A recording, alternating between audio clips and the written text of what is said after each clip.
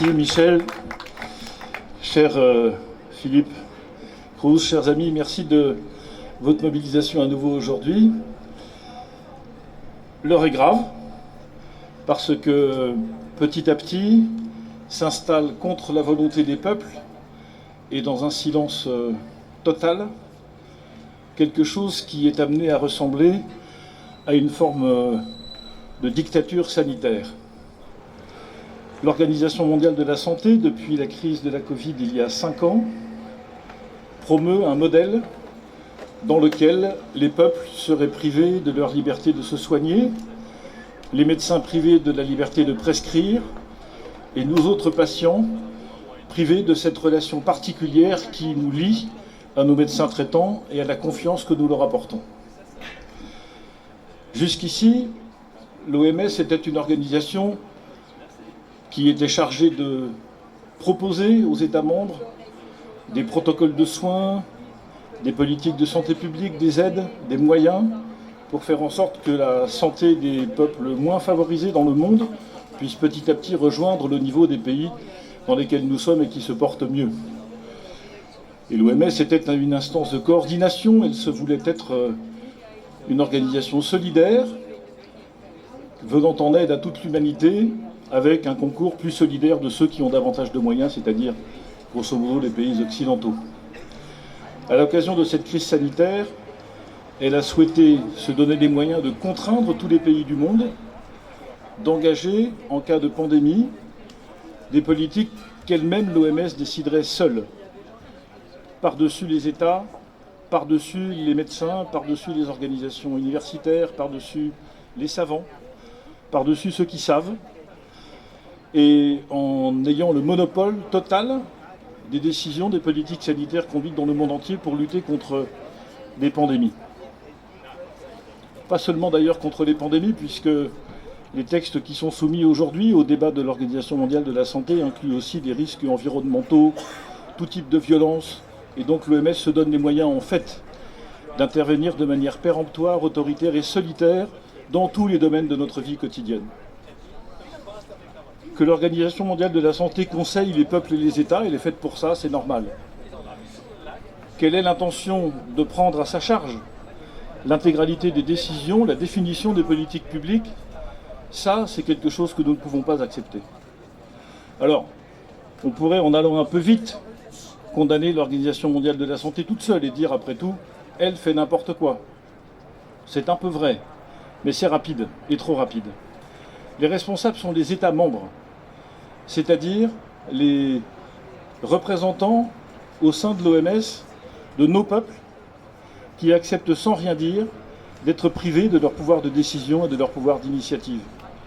Donc nous avons raison de venir manifester ici, parce que c'est ici que ça se passe, mais n'oublions pas que le vrai combat est à mener dans chacun de nos pays respectifs, dans tous les États qui ont envoyé des représentants dans cette Assemblée pour déterminer ces nouveaux statuts.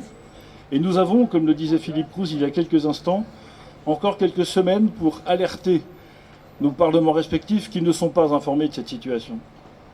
Nos peuples respectifs qui ne le sont pas davantage. Nous sommes en France 2 partis politiques à avoir essayé d'alerter nos concitoyens, celui que j'ai l'honneur de présider, puis les patriotes de Florian Philippot, que j'excuse ici, qui aurait volontiers été parmi nous aujourd'hui, mais qui est retenu à Paris à cause d'un agenda dense.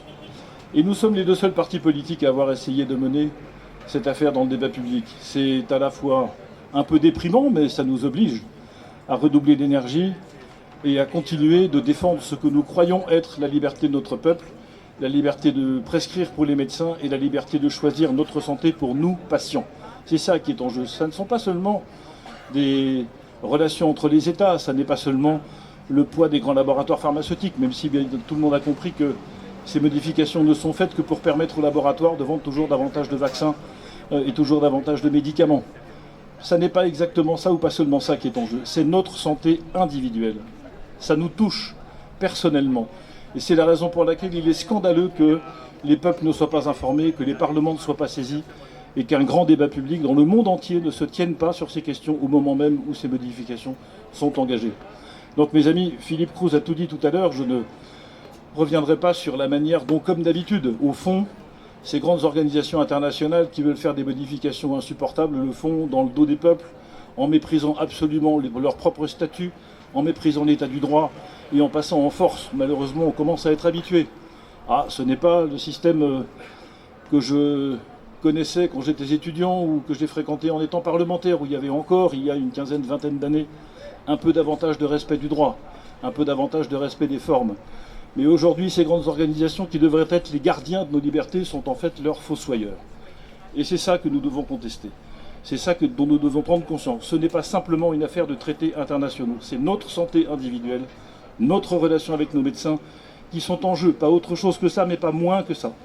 Donc nous avons le devoir de nous mobiliser pour faire connaître ces évolutions à nos concitoyens, faire comprendre ce qui se passe et faire en sorte que la liberté de se soigner, la liberté d'entretenir avec nos médecins ne soit plus simplement un vain mot, une liberté formelle, comme auraient dit les marxistes. Vous savez, dans la Constitution d'Allemagne de l'Est, il y a quelques années, il était écrit à l'article 6 que la liberté religieuse était garantie, mais les églises étaient fermées.